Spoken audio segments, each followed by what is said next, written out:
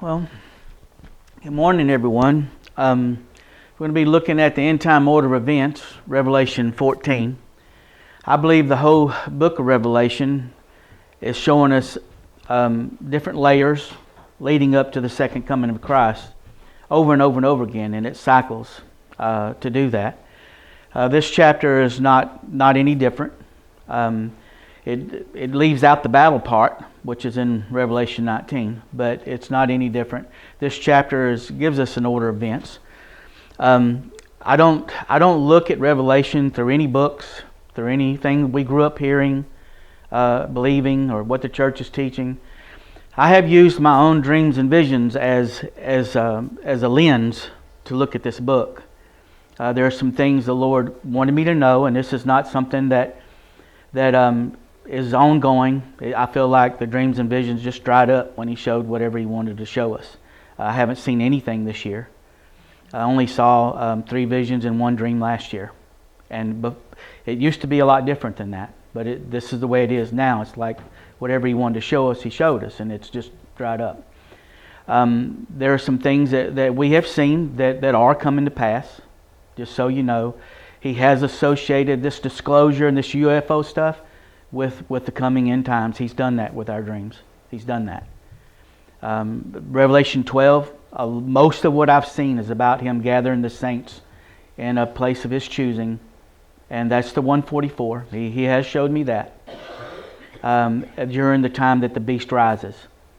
The problem that I've had is each thing I see is a riddle, and I went through a period of time, I don't know what's first, I don't know what's second, I don't know what's third, I don't know what to expect when it all begins. I don't even know what the first thing is.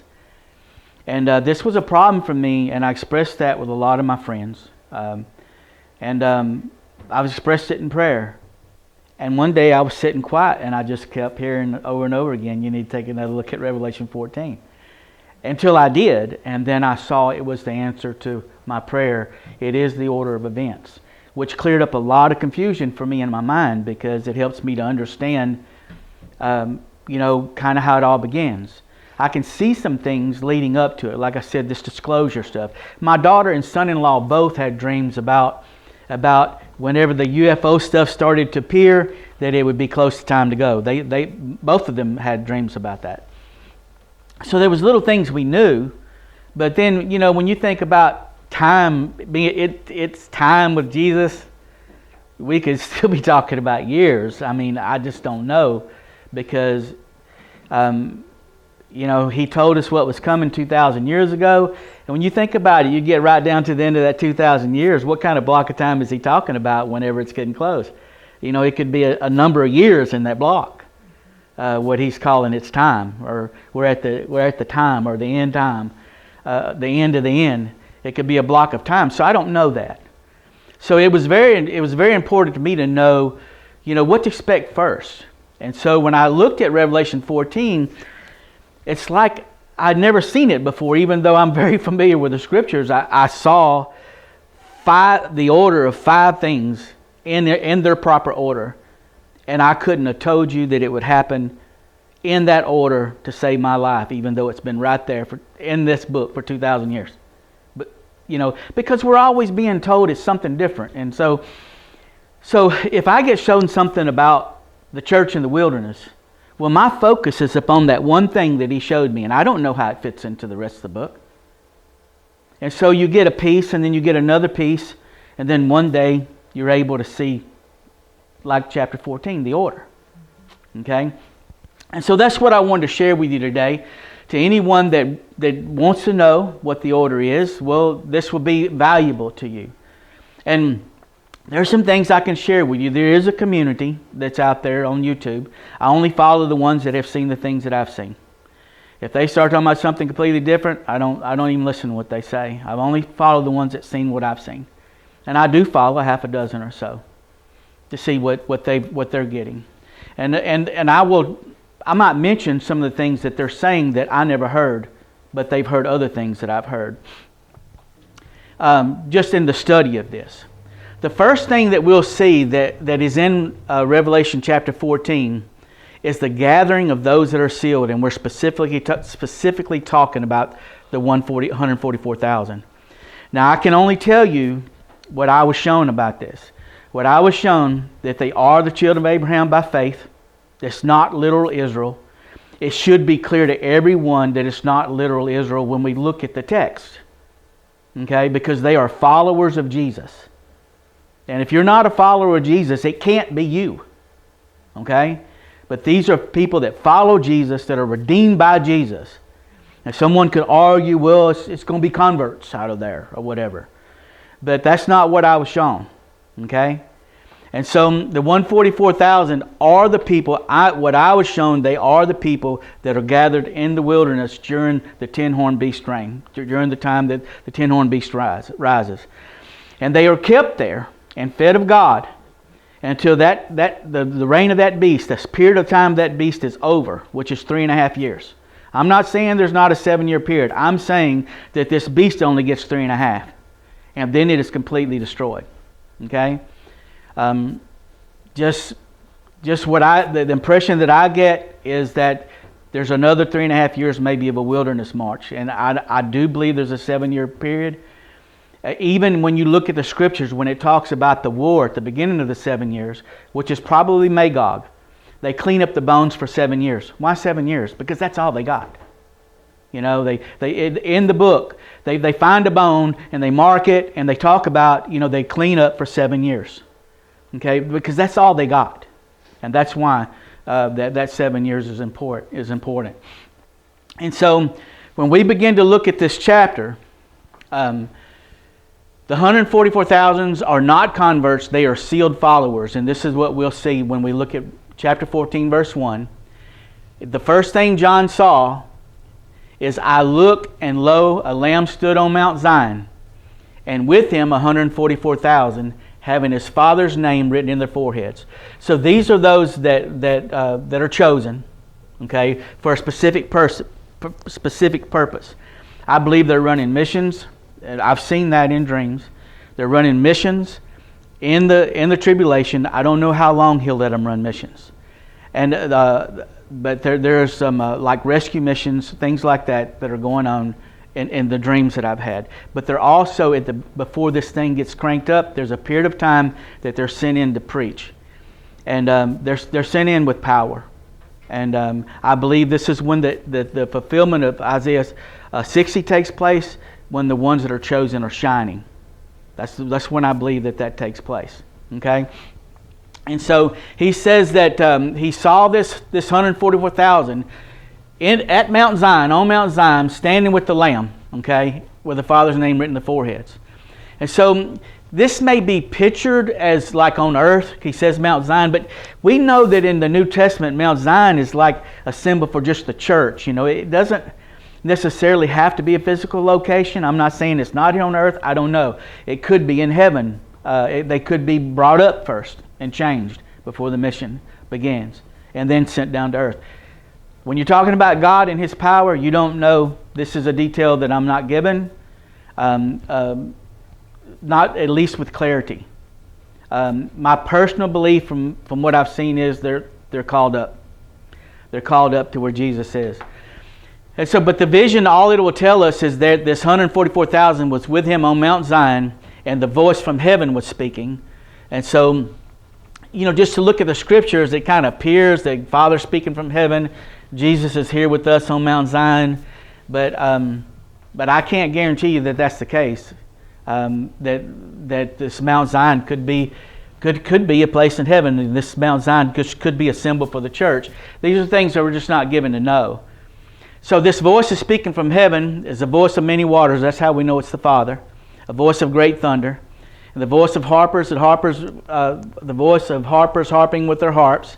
And they sung as it were a new song before the throne. Now see, this is why, this begins to make me think that Mount Zion, that the 144 are caught up first to be changed, because they're before the throne of God. Can they be before the throne of God and be on earth? Yes, that's kind of what happened when the captains went into the earth, in the caves and the holes, right? Hide us from the face of Him that sit upon the throne. So there's no way to be certain what He's going to do. These are details we're not given. We're just guessing guessing, but we can see the 144 are gathered. That's the first thing that happens. Okay, the 144 are gathered. Whoever he is sealed, whoever he is chosen for this mission, for this work ahead. And they sung, as it were, a new song before the throne and before the four beasts. Now these are the seraphim, or the four living creatures, I'm sorry.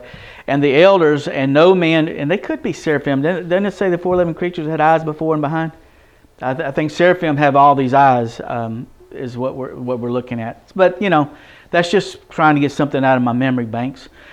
So they were singing before the throne, and the four living creatures, the four beasts, and the elders, and no man could learn the song but the 144,000 which were redeemed from the earth. So these are people that Jesus redeemed, okay, that have the name of the Father written in the forehead. It's not literal Israel. I'm sorry, it's just not. And that's not what I was shown either, okay? And so these are they which are not defiled with women, for they are virgins. They're not being led of the flesh. They're not under the powers of the flesh. They're not the ones going to church and living in fornication. That's not who they are. They're faithful. And this is what he says of them. These are they which follow the Lamb whithersoever he goeth.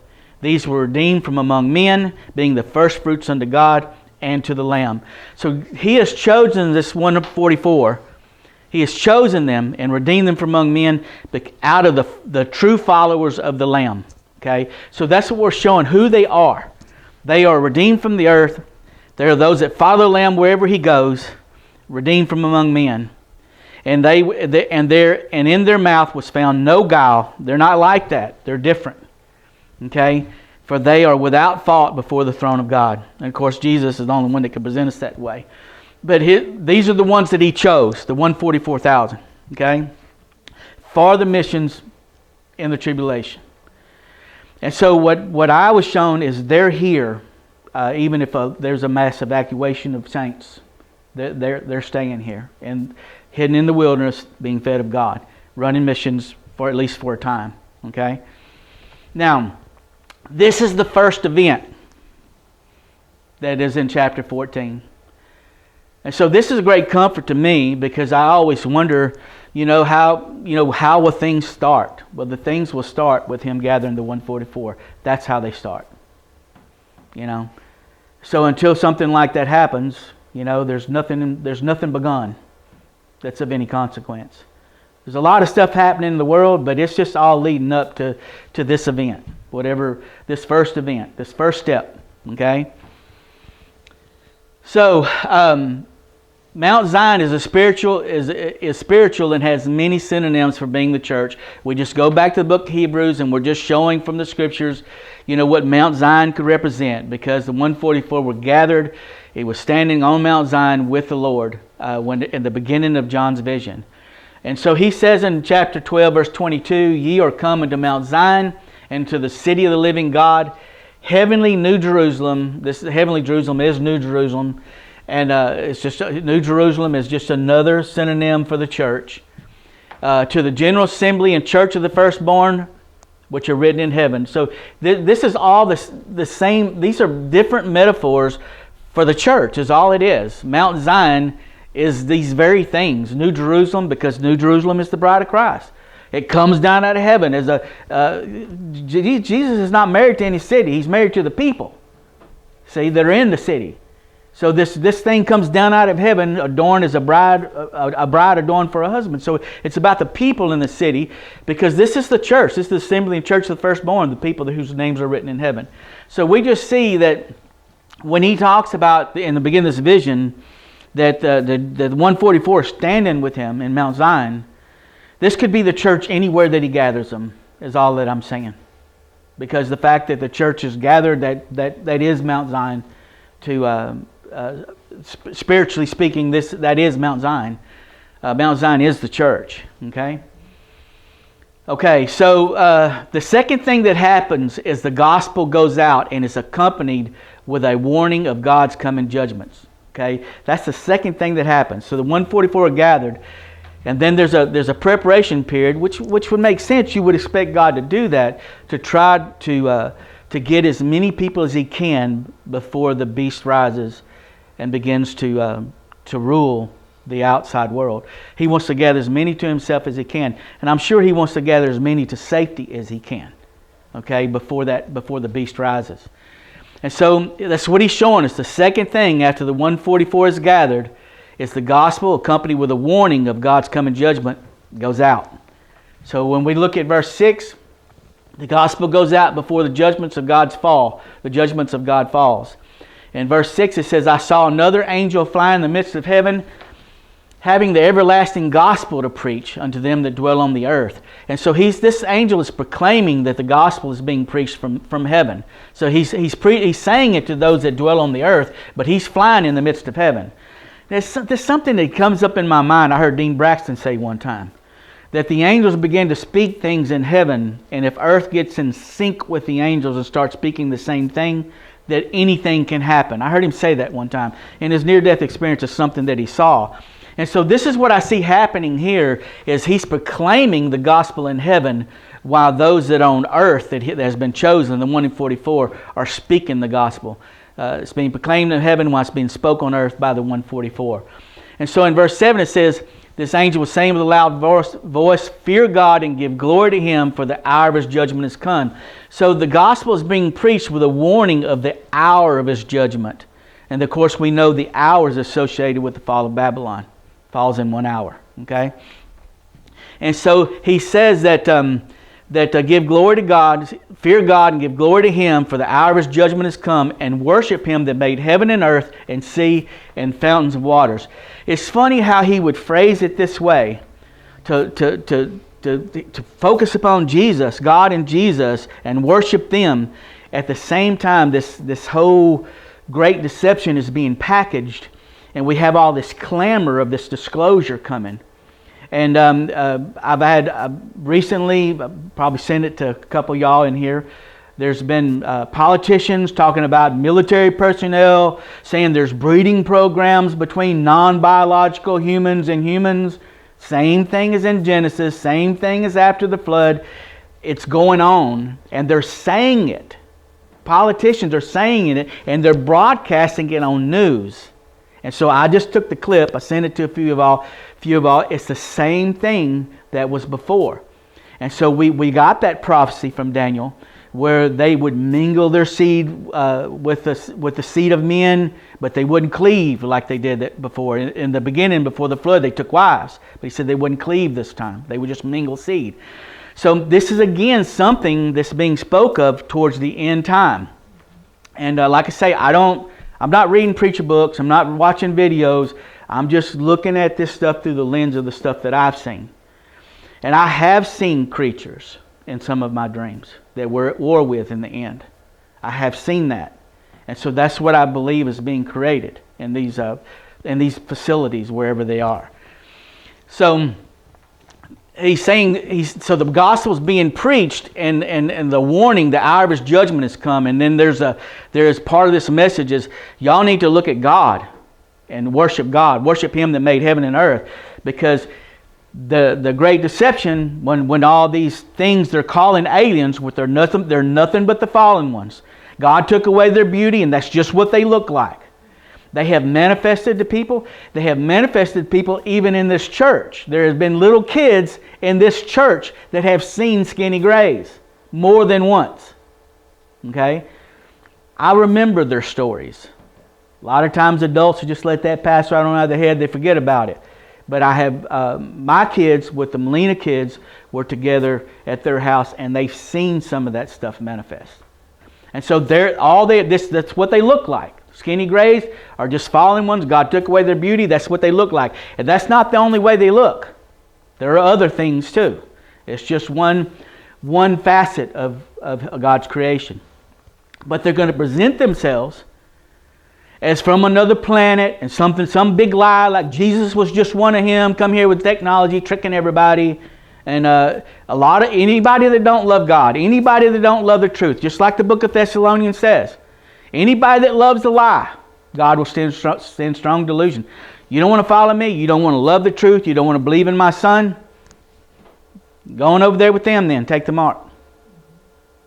Okay? Strong delusion's coming. But God will try to get everyone He can with this gospel being preached before the beast rises. Because the persecution and the mark is not going to come till after this gospel event. So I don't know how long it'll take for all this stuff to come into place. I don't have any idea about any of that. I don't know where we are. I don't know if we got months or years. I honestly don't. You know? It's not uncommon. It's not... God showed Abraham what He wanted to, and 25 years later he had a boy. It can be just like that. Okay? I have no idea. I don't know nothing about timing. I do know this. Everything that anybody has ever seen about timing in a dream or a vision was a lie. And I know Satan does it too. It's never changed. From the Garden of Eden till now, it's never changed. God will show you what He wants, and Satan comes along behind and shows you what he wants. And the difference is, at least they knew they were talking to a snake. You don't know who's talking to you. And there's only one way that I know to test a dream or vision to see if it's from God, and that's against the Scripture. That's all you got. I don't know of another way. I honestly don't. If it's, like I said, sometimes I see little pieces of things, and I'm fortunate enough to find it in the Bible, and that's why we're looking at this today. I found it in the Bible. Some things I've seen. But when it comes to a personal message, you got to test that against what He's taught. Even if it's a personal message, if it doesn't match what He's taught, if it's not in the confines of what is righteous and His commandments and His teaching and His instruction, it's not Him. But that's the only way that I know, because you get personal messages too from God if you want them. If you want guidance, you can pray for it. But I'm telling you, you might hear from somebody else. You got to test everything as Scriptures. And I'll be honest with you, I'm not good at it. I mean, I'm learning more as I go. But I mean, I'm not a man of great discernment. And years of walking with Jesus, I can kind of figure some of it out. But if you don't know, you just got to put it on the shelf. If you don't know who's talking to you, just got to put it on the shelf. You can't follow, if you can't test against Scripture, you can't commit to it. That's the only advice I can give you about it. You know, it's the only thing I can give you about it. So when we're looking at this, we see the gospel goes out, and it's accompanied with a message that hour of judgment's about to fall. And this hour of judgment, of course, we'll see the next thing that happens is Babylon falls. And so the hour of judgment is talking about mystery Babylon falling, with the emphasis on mystery. Okay? No one knows for sure what that is. Okay? So the angel is proclaiming from heaven to earth. I believe the 144,000 are proclaiming the gospel in the earth, syncing with the proclamation of heavens. That's what I wanted to show. The gospel is being proclaimed along with the warning the hour of God's judgment is about to fall, and mystery Babylon doesn't survive these judgments. Okay? That's what I see as the second thing that happens after the 144 are gathered. The third thing, the fall of mystery Babylon. So in Revelation 14, when we get to verse 8, we start to see God's judgment on modern day mystery Babylon, whatever that is, falls. And so it says, and there followed another angel saying, Babylon is fallen, that great city. Now that's a clue, because it's called a great city. But cities represent countries. You know, just like Jerusalem represents Israel. You know, Zion, New Jerusalem represents the community of the church all over the world. And honestly, New York City represents America. There are cities that represent countries, so I'm not denying that, but that's a clue that we have. It's called a great city. But it's got to fit everything else. This city, called Mystery Babylon, and it is a mystery. I'm not saying I can tell you for sure what that is. I can only show you what people say it is. One of the things he says is a city. Another thing he says that this is a city that has influence, that causes its abominations and lawlessness and disobedience to God to go out from it to other nations, because she made all nations drink of the wine of the wrath of her fornication, all of her unfaithfulness. Now this is why, you know, there are people that having dreams and visions in the community that I follow. They're all being told that it's America. I don't know if that's true. I've never seen anything about any of that. But one thing that bothers me, of all the things that I hear people saying that Mystery Babylon is, America does cause its abominations to go out to other countries. especially this gender confusion and perversion. They're like a sponsor of it, a peddler of it, you know. And I'm not big into politics, but as they were discussing this New World Order, they were bringing up this gender confusion and this is something I heard in a report, and that's why Putin, I'm not saying he's a good guy, but that's why he started getting his own New World Order thing going, because he said, we're not doing that. We're not putting that on Russians. But America was right in the middle of this gender confusion, perversion going all over the world.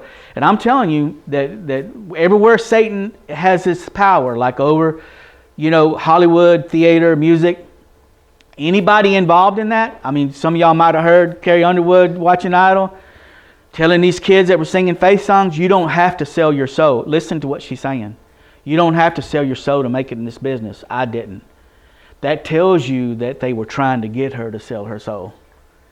And a lot of people that are in that are Christians that are in the entertainment industry, they will tell you in their confessions that they were being pushed to sell their soul. It's more literal. It's not just a saying. Okay, so to be famous, to make it, that's what Satan's in control of that. And so you have people trying to break away, and form their own theater business, their own channels, whether it's this Angel TV or whatever it is, Pureflix or whatever it is. There are some people breaking out of that. They do not want to be involved in this perversion and confusion and peddling all this evil. So they want to be where they can make good, clean theater. And so we're just talking about how whatever this Babylon is able to peddle its unfaithfulness to other nations. So there is a present day Babylon that is hidden, that is a hidden mystery as to what or where it is. And it is described as a city with the ability to influence and corrupt the policies of other nations to be sinful. That's what we're saying. Whoever this is. In Revelation 18 verse 2, it says, Babylon the Great is fallen and has become the habitation of devils. So when this falls, it becomes the habitation of devils. There's some really bad things happen wherever this is. Okay? In verse 3, for all nations have drunk of the wine of her fornication. Again, as it talks about her unfaithfulness, that nations are being influenced and becoming drunk by this influence. And the kings of the earth have committed fornication with her, and the merchants of the earth are waxed rich through the abundance of her delicacies. This is another thing that bothers me. This is not just a center, a power center for influence. I mean, just influence, but it's also a power center for delicacies, for exports. So that rules out, to me, a lot of the theories of what Mystery Babylon is. It's got to be an exporter of influence and delicacies. Okay? And so this kind of limits to what it can be to me. So it's also described as the center of economics and delicacies. And so some things that bother me about, the interpretation that people are getting about it being America is just how, they've set the petrodollar up and everything's got to run off the U.S. dollar. And I mean, it's been an economic power center. Okay. So either way, something happens to the USA before the Magog War because there's no one helping Israel. So that's another thing that's bothering me. We were right there when Iran shot all those hundreds of missiles at Iran shot all those hundreds of missiles at Israel, and we were shooting them down, so there only a couple landed. But in the Magog War, who helps Israel? Only God. It's supernaturally destroyed when that invasion happens. Okay? So, this is something else. The U.S. ain't there to save them this time, but God is. Okay? And there's a reason. There are some everlasting promises to Israel. And one of those everlasting promises we can see clearly is the Redeemer will come to Zion and turn ungodliness from Jacob. That's what the Old Testament says. What is that? It might be Isaiah 59. Sometimes I get that wrong, but I think it's Isaiah 59, where the Redeemer comes to Zion, turns ungodliness for Jacob. There's a promise, and we see from Zechariah 14 that Israel is fighting. They're not in any wilderness being protected. They're fighting all the way to the day that Jesus descends to the Mount of Olives and pours out a plague upon the enemies coming against Israel. Now, that will be the Armageddon battle. It's the last, final one. I think Magog will be at the beginning of that 7 years, and this I think that the Armageddon battle will actually be in the end of the 3.5, the middle part of that. And so, either way, this is something that's bothering me. The USA is not there to save them when the Magog War happens. So something happens to the U.S. before the beginning of that period. What you call it, the 3.5 period or the 7-year period. Something happens to us before that begins. And so America does fit in a lot of ways this criteria. At any rate, you decide for yourself. I let AI do the research for me. That's the only thing I'll use them for, is because they can pull up everything everybody's saying and in just a matter of 30 seconds or 10 seconds, whatever it is, tell you what the world says about Mystery Babylon, what it is. And so I summarized that for you, copied it, pasted it onto a slide for you. You can see for yourself and decide for yourself. Because I can't tell you for certain about anything that he doesn't expressly say here. I can expressly say that Babylon is called a great city, that he causes other nations to drink of her unfaithfulness. I can tell you with certainty it's going to fall, that it causes other nations to be sinful and be drunk, with nations to be drunk with the wine of her unfaithfulness or fornication, and that it's an economic center, that there's merchants of the earth are waxed rich through the abundance of her delicacies. I can tell you that for certain. Okay? Now, we're going to look at chapter 17 for a minute. What can we know about Mystery Babylon? So in chapter 17, it talks about it a little bit. This is what it says. And there came one of the 7 angels, which had the 7 vials, and talked with me, saying unto me, Come hither, and I will show you the judgment of the great whore. Now this whore, whatever it is sitting upon the 10-horned beast when it rises. And it says here, it's sitting upon many waters, but it's upon the 10-horned beast that's on many waters. And he'll tell us what some of these symbols are. With whom the kings of the earth committed fornication, and the inhabitants of the earth have been made to drunk with the wine of her fornication. And so the kings of the earth are committing fornication and becoming drunk with this lawlessness as a result of this whore sitting upon this beast. And he carried me away in the spirit into the wilderness, and I saw a woman sit upon the scarlet-colored beast, full of names of blasphemy, having 7 heads and 10 horns. And so we can see that there's the beast, the 10 horns. He'll tell us the 10 horns are 10 kings. This is what he says. So it's the government, the one world government that is to rise, that will have power. It's what they say. It revives out of the old holy Roman Empire, out of the remnants of that, whether it's east or west, I couldn't tell you for sure. That's something we'll have to see, and see who wins the struggle. Because the east and the west Roman Empire are at odds right now. There's some very, very fragile situations in Europe right now, because they've already been overrun with Islamists. It's very fragile.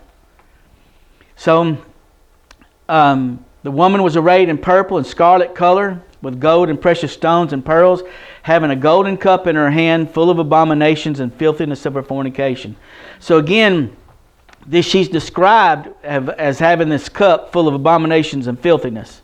And that's the source of her fornication. That's what he means by that she's a fornicator. This cup is full of abominations and filthiness. So this is all we're talking about: the sin, the perversion, the sex cult mindset. All of that is in her cup, and she is able to influence other nations with her filthiness. And upon her forehead was the name written, Mystery Babylon the Great, the mother of harlots and the abominations of the earth. And I saw the woman drunken with the blood of the saints. So this becomes another characteristic. At this point, at some point, she is going to persecute the saints, and there will be saints killed. In the blood of the martyrs of Jesus, saints are being killed, persecuted and killed at some point. I don't think we're there yet. I mean, because John was seeing this as a future event associated with the 10-horned beast. And the 10-horned beast has not risen yet. It will be the last government that Jesus will destroy at the end of that 3.5 year period that it has to reign. It is very clear the beast has 3.5 years. And the kings of the earth, the 10 kings, will give their authority and power to that beast until her time is up. And that is the time that the mark is given. All of that is clear from Scripture. Okay? And I wondered, he says, and when I saw her, I wondered with great admiration. Verse 12, what we can know about Mystery Babylon. The 10 horns which thou sawest are 10 kings. That's what we saw. It's like, it was 7 heads but 10 kings. So it could be like 7 governments, or it could even be, there's 7 continents. But I don't know. But whatever it is, if it's ruling the world, it could be all 7 continents. But it could be 10 kings over those 7 continents. Or at least governors and prime ministers, because he says they got power as kings. That's what he says of them. Which have received no kingdom as of yet, but received power as kings 1 hour with the beast. Okay?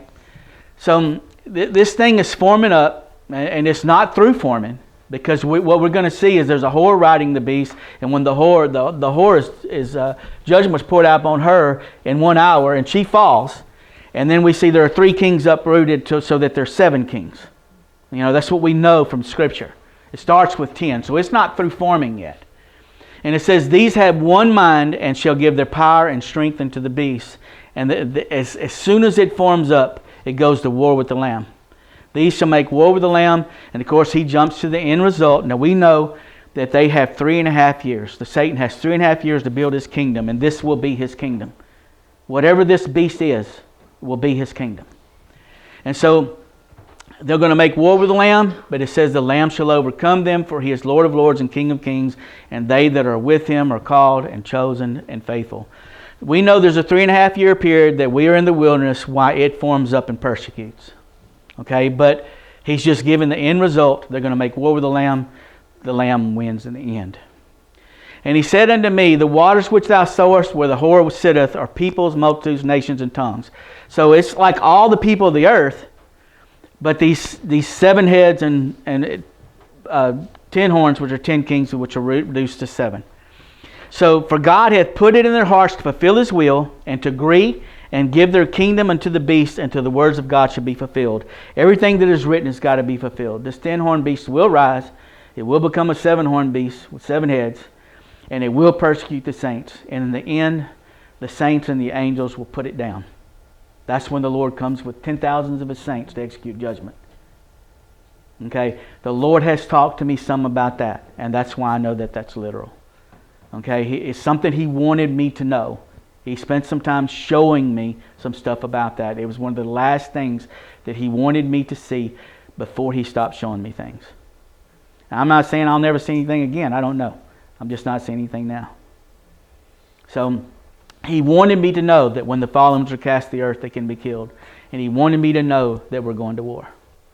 That we will fight with angels. Just like it says in the book of Enoch, and just like it says in Jude. Just like that. The Lord is coming with 10,000s of his saints to execute judgment. Just like that. It's going to happen. And that will be the picture that we see in Revelation 19, where Jesus comes with his whole army on white horses. But we are also going to fight with angels. Wherever we are. We are gathered for that purpose too. What I see here is that in verse 16, the 10 horns which thou sawest upon the beast, these shall hate the whore, and shall make her desolate and naked, and shall eat her flesh and burn her with fire. So whatever this whore is riding this beast, it's going to go first. It's going to go first before the rest of it forms up. So this unfaithful harlot, whatever she is, she had Mystery Babylon upon her forehead. So the whore goes first before the 10-horned beast is formed. Okay? And so that's what we know. The whore is Mystery Babylon because she had it written on her forehead. And she goes first. And the 10 kings turn against this whore and destroy it. Okay? Whoever they are. For God hath put it in their hearts to fulfill his will, and to agree, and to give their kingdom to the beast, until the words of God be fulfilled. And the woman which thou sawest is the great city, which reigneth over the kings of the earth. So she's reigning over she's riding the beast now, but before this one world government forms, it's going to be she's going to be destroyed, and then the one world government will form with 10 horns, 7 heads and 10 horns. Okay, so we're just showing what the order is. Mystery Babylon falls first. This is what we can know about Mystery Babylon. Okay, now this is the AI work that I did. I just said, what is Mystery Babylon? And this was a summary from AI. Mystery Babylon is the book of in the book of Revelation is commonly interpreted by scholars as a symbolic representation of Rome or Jerusalem, and it signifies a corrupt, idolatrous power persecuting believers rather than necessarily being a literal city. And that's what we were saying, is how Mount Zion could represent the whole church, the whole kingdom. Well, a city can represent a country, and that's what we were saying. So he's just all he's doing is just pulling up what everyone's saying and summarizing it, what all the scholars say. So then it gave me this section of key interpretations by scholars. This was all from AI. And he says, well, one of the interpretations is Rome or Vatican because it sits upon 7 hills, which is widely, and we grew up hearing that it was Rome. And of course, Rome could represent that revived Holy Roman Empire. So some of it floats. Okay, so this Rome would represent at least the Western Empire, revived Western part of it. So it sits upon 7 hills, and are widely interpreted as the 7 hills of Rome. Okay, it represents a harlot leading people away from God, with some linking this specifically to the Vatican. It's just one of the interpretations. Another one is Jerusalem, and this one doesn't fit. And you know why? Because Jerusalem doesn't reign over the kings of the earth, and it's not a power center for economics and delicacies and all that. It just doesn't resonate with me. But anyway, because AI kicked it out, it's your choice to decide for yourself if it fits. Some argue for Jerusalem because it's called the Great City and described as killing prophets. Supporters note it was the site of Jesus' crucifixion, is depicted as in the Hebrew Bible as a harlot. All that's true, but it doesn't fit in other ways. Okay, like it being having great influence over all the kings of the earth, or it being an economic power center. It doesn't fit there. And then there's modern Babylon. Some people think that, well, there's going to be another city built in Iraq, and it's going to be all that. And I dismiss that too, because Iraq is not a power center. It doesn't reign over the kings of the earth. It's not an economic power center of any kind. It doesn't resonate. And then there's this last one, which is what some of the seers are hearing. I don't know if it's true, but it does fit in a lot of ways. And they say it's New York City representing the United States due to its global influence and luxury being exported throughout the world. Now, that does fit. At least that part of it fits.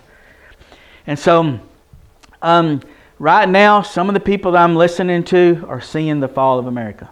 I've never been shown that personally. I've been honest with you. I've not been shown those details. But what I have seen is, and others in this church have seen, is that we are suddenly gathered because a storm is coming. And I believe that storm is like an invasion of our enemies. And other people are actually seeing the invasion from China, Russia, and Korea, allies that are really angry at us for throwing our weight around right now. So they want us gone. Okay? And so that's what people are dreaming. Like I said, but all dreams aren't from God. And I have not personally seen why we're gathered into these places. But most of my dreams and visions are about us being gathered to a safe place where God feeds us. And He provides for us whatever we're going to be, whatever we need. Whatever we need is provided there. And there is a lot of details given to me and people that go to church here, and to my daughter and son-in-law about this. Even so much as us having clothes provided for us there, and food and shelter and everything that you need. He specifically has addressed these. These are details we have gotten about this place prepared. That everything we need is there. You just need to obey, do whatever you're told when you're told to do it. And in our dreams, we also have seen angels being sent to guide us where we're going.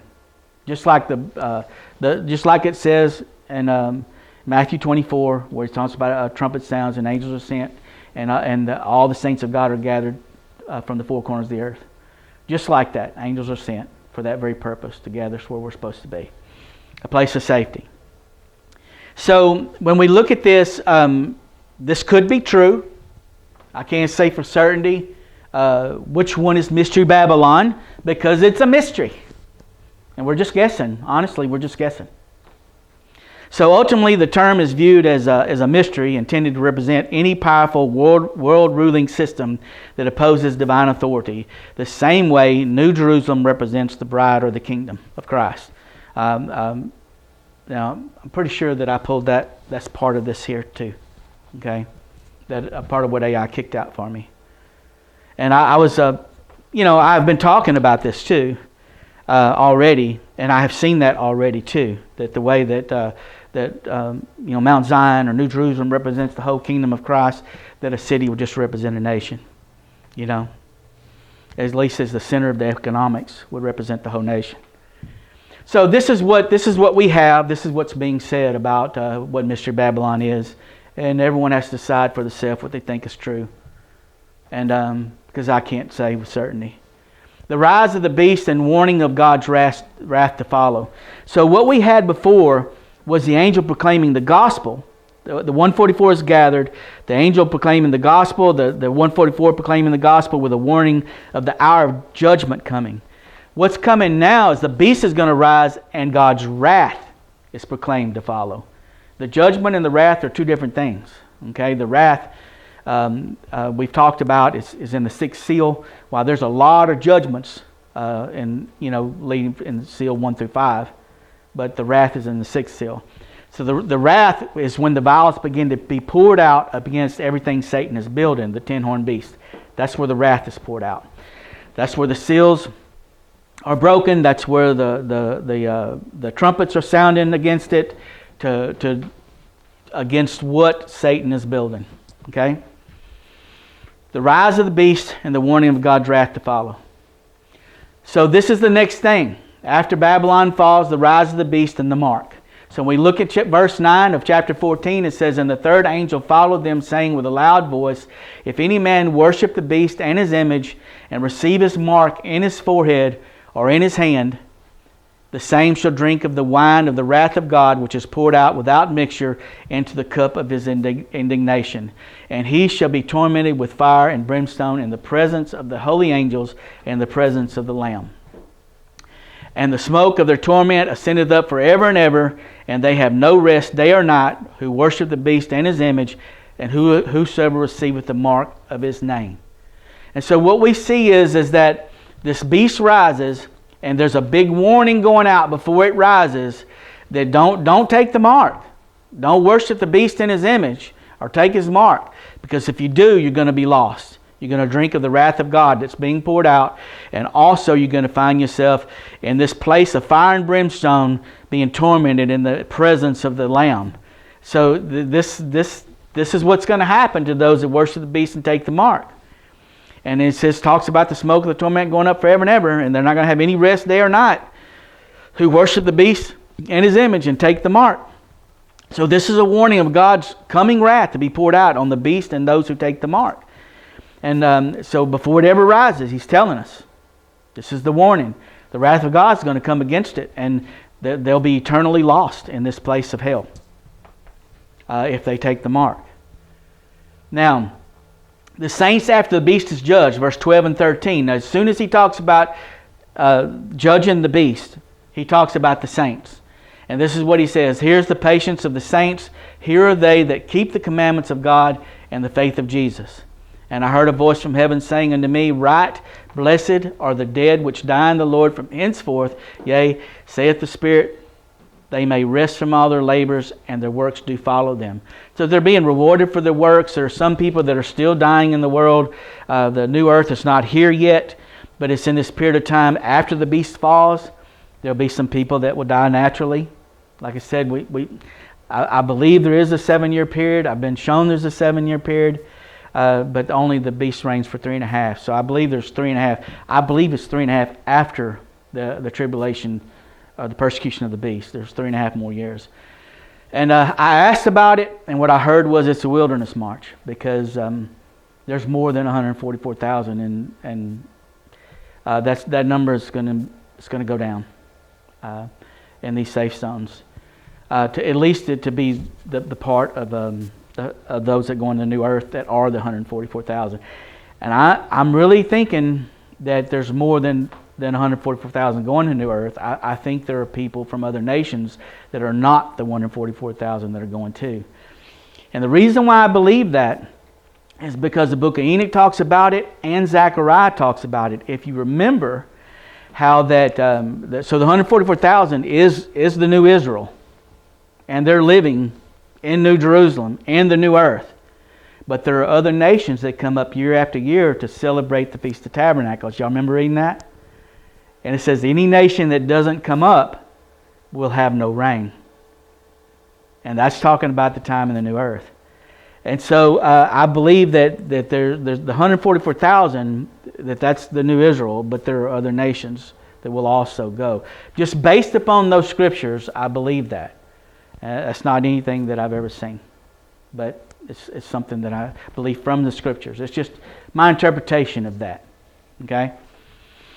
So there is a period of time that people are still dying after the beast is put down. And I think this is talking about that period of time, that those that die in the Lord from henceforth. It's because they're going to rest from their labors. They were here for the worst time on earth, because the Bible says there won't ever be a time as bad as this. They were here for that, and they were faithful.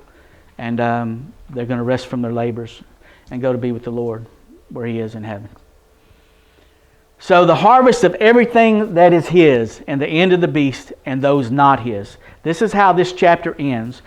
This chapter skips the war, and it skips Him coming in the clouds with His whole army. It just talks about the fall of the beast and those that took the mark, and it talks about the judgment of those that are His and those that are not. So it skips the battle information. Now we got a whole chapter on. Chapter 19 is about that battle. Okay? But it doesn't address that part. It skips over that. But it still shows you the order. And we looked at the order of about 5 things here. Okay? Now, the saints are lifted up. And so when we look at verse 14, it says, I looked, and behold, a white cloud, and upon the cloud sat one like unto the Son of Man, having on his head a golden crown, and in his hand a sharp sickle. And another angel came out of the temple, crying with a loud voice to him that sat on the cloud, Thrust in thy sickle, and reap, for the time is come for thee to reap, for this harvest of the earth is ripe. And he that sat on the cloud thrust his sickle on the earth, and the earth was reaped. And so these are His being caught up. And so what I associate this with is that this is New Jerusalem being caught up. And when we look at chapter 21, verse 1, we see when he talks about the new heaven and new earth, I saw a new heaven and a new earth, for the first heaven and the first earth were passed away. There was no more sea. And there came to me one of the 7 angels that had the 7 vials full of wrath of the 7 last plagues, and talked with me, saying, Come hither, and I will show ye the bride, the Lamb's wife. So New Jerusalem coming down is the bride, the Lamb's wife. It's us. It's not just some city. It's us. And it says, And He carried me away in the Spirit to a great and high mountain, and showed me the great city, the holy Jerusalem, descending out of heaven from God. So when the new earth is created, this city comes down with the Lamb's wife in it, and it becomes a permanent part of the new earth. That is something that He has showed us. Cindy had a vision of this, a very, very vivid, open-eyed vision of this. She could see the bottom of the city, and it had dirt on it, and dirt clots hanging on the roots and all that, and a big city on top of it. And it came down out of heaven, and there was a hole in the new earth, and it fit perfectly into the hole and became a new part of the new earth. She saw that. And so it's become part of the lens of how I understand this revelation. When the people of God are reaped, this is where they are, and this is when they come back to the new earth, because the old earth is going to be burned and melt with fervent heat and recreated.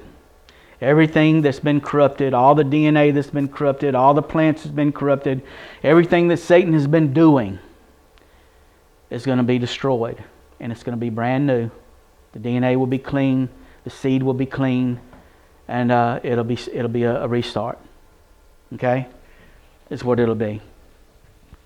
Now, everything left that's not his. He jumps to this, and he saw another angel come out of the temple, which is in heaven, also having a sharp sickle. And another angel came out from the altar, which had power over fire, and he cried with a loud cry to him that that had a sharp sickle, saying, "Thrust in thy sharp sickle and gather the clusters of the vine of the earth, for her grapes are fully ripe." So these grapes represent the wrath, the grapes of wrath, as we'll see from the text here in verse 19. The angel thrust in his sickle into the earth, and they gathered the vine of the earth and cast it into the great winepress of the wrath of God. So whatever's left that wasn't his, the second angel, he swung his sickle, and everything was gathered up, and it says that it was cast into the winepress of the wrath of God. And the winepress was trodden without the city, and blood came out of the winepress even to the horses' bridles by the space of 1,600 furlongs. So the people that are left that are not his were shown that they are experiencing the wrath of God, just like the first harvest experienced going up and being gathered to God. Okay? Now, that's the last slide that I have to share with you. I will turn it back over to Brother in charge.